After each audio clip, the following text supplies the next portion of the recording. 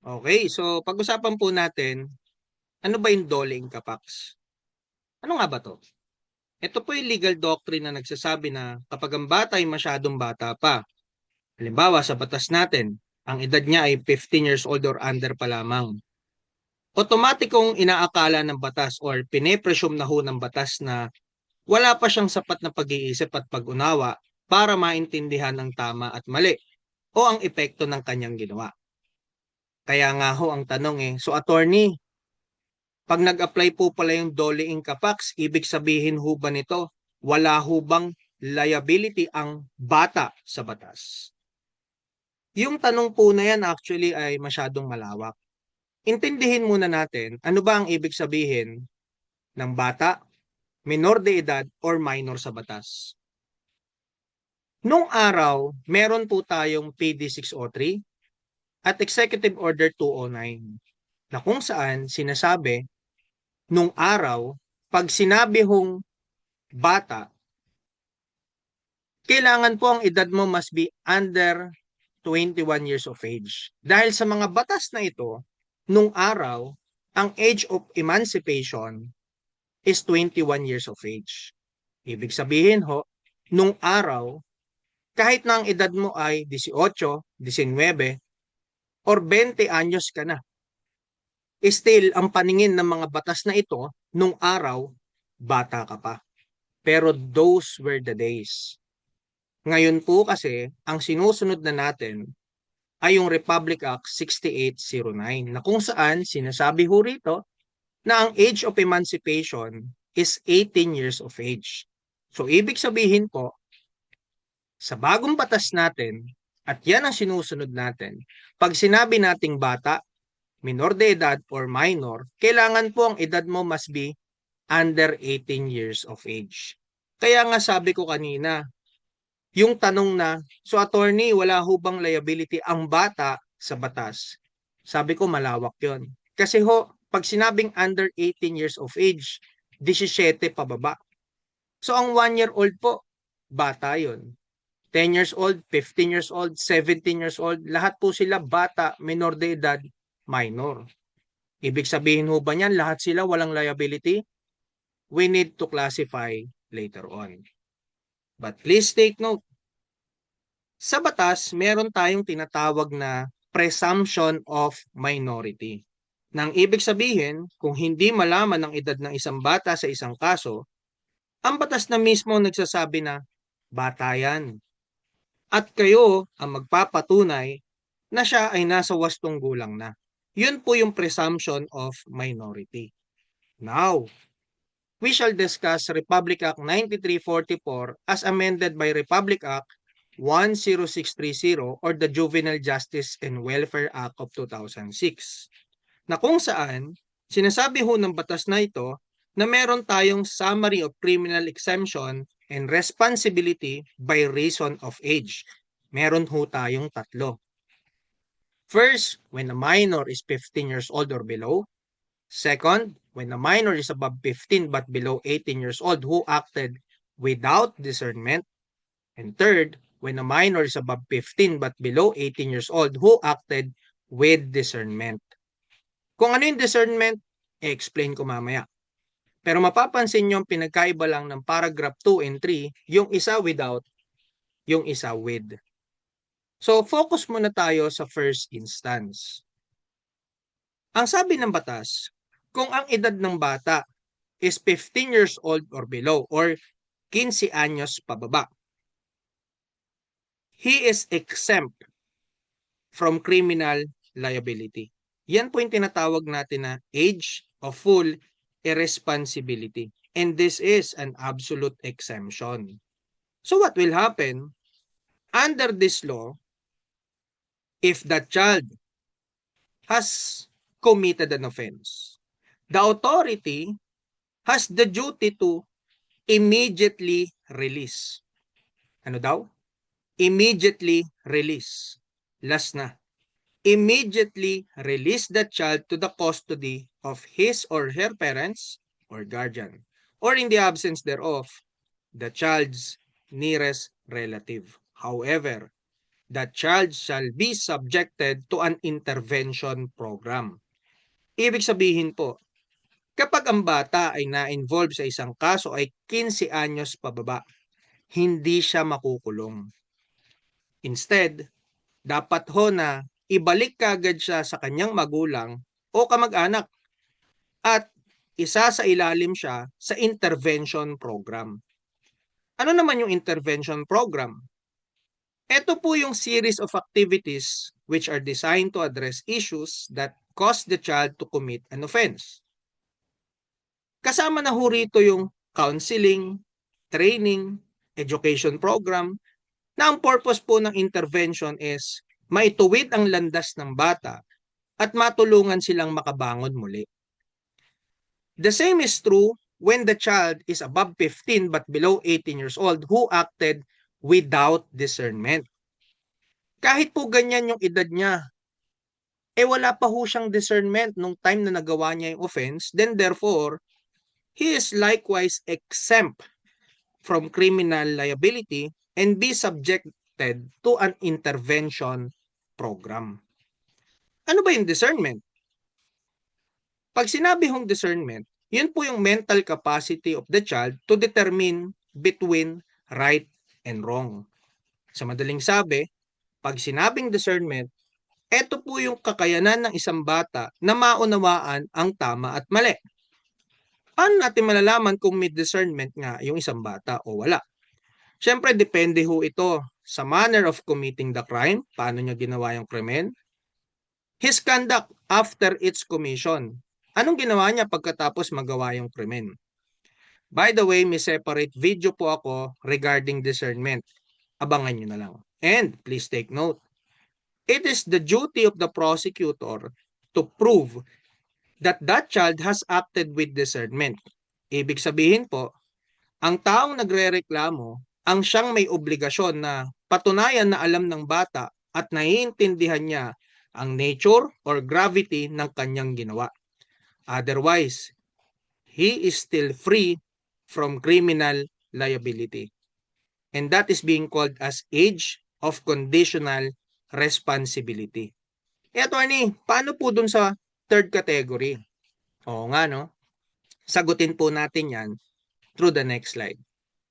Paano ho, kapag yung batang na-involve sa isang kaso ay above 15 but below 18 years old who acted with discernment? So alam niya na yung tama o mali. So ganito ho yan. Sabi ng batas, only a child above 15 but below 18 years of age who acted with discernment shall not be exempted from criminal responsibility. So hindi na ho siya exempt. Nevertheless, the said child does not immediately proceed to trial. Why? Instead, he will undergo what we call as diversion program. Ano naman tong diversion program?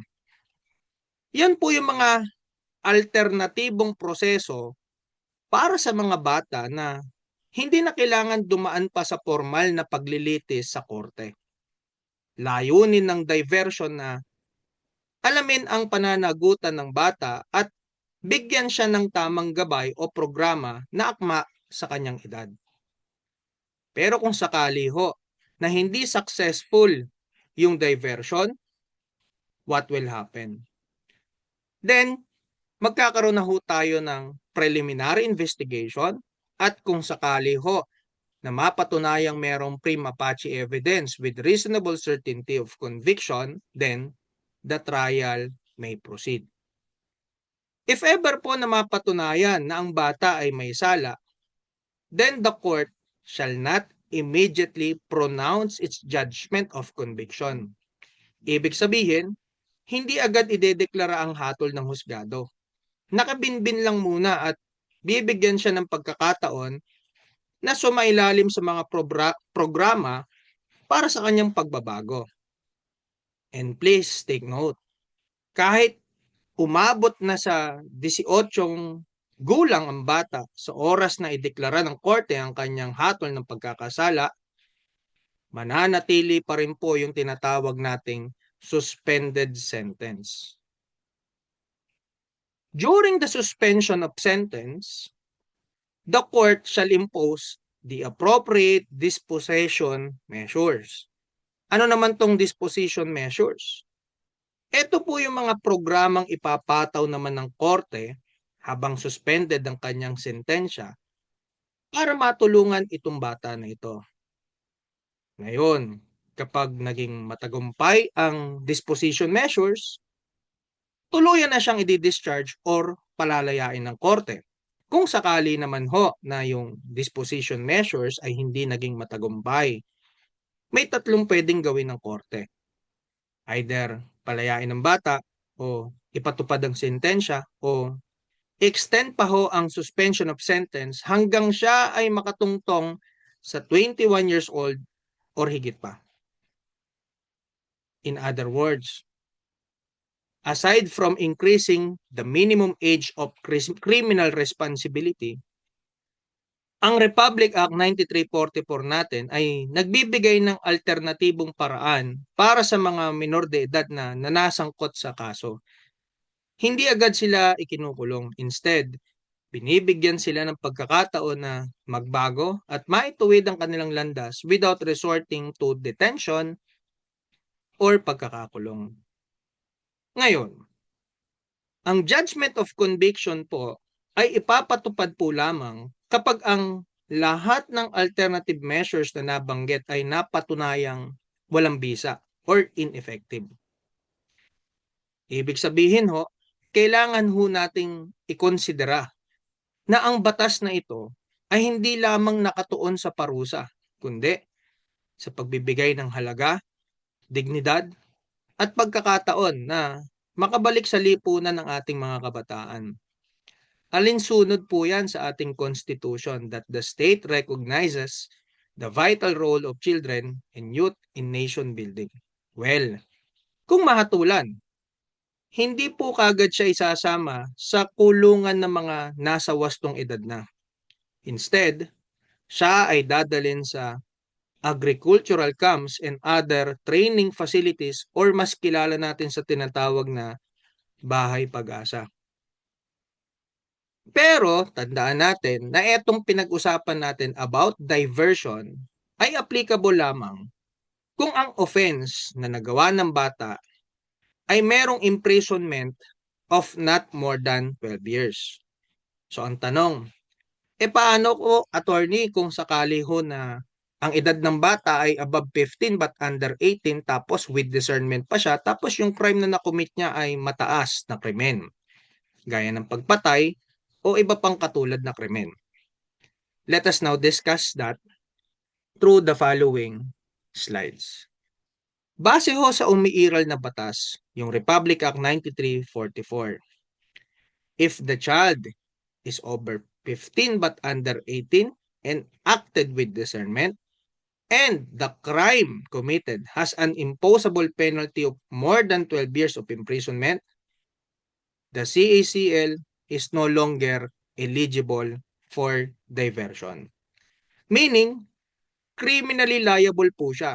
Kasi nga, hindi na po siya qualified sa diversion program ng DSWD. Hence, this minor will undergo preliminary investigation at kapag may prima facie evidence with reasonable certainty of conviction na, then the information will be filed before the family court. Ibig sabihin, may separate na korte po para sa ating mga kabataan.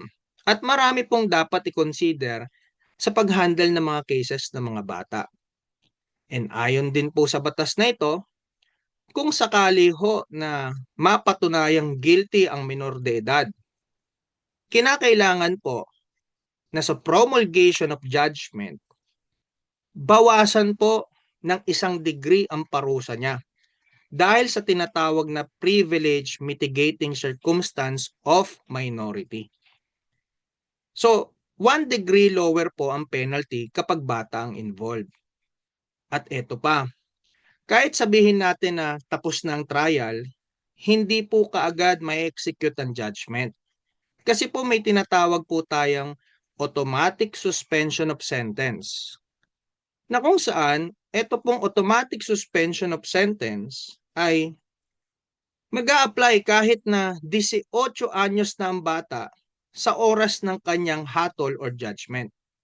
Ibig sabihin po, pwede pa rin siyang makinabang sa suspension of sentence. And then, maaari pa rin siyang mag-probation o hindi makulong o bawasan ng kanyang parusa basta't ito'y nasa interest of justice. Though, may mga exceptions naman tong suspension of sentence.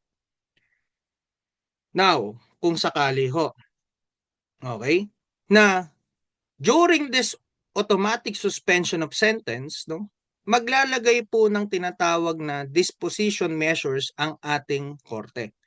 O ito po yung again, mga programa na ipapataw sa bata para siya ay magbago. Now, kung sakali ho na dito sa disposition measures na ito ay napansin ho na nagbago na ang minor, then pwede na siyang palayain ni judge based sa favorable recommendation ng DSWD. Ang tanong, paano ho pag nanatiling matigas pa rin ang ulo at hindi pa rin nagbago ang isang bata?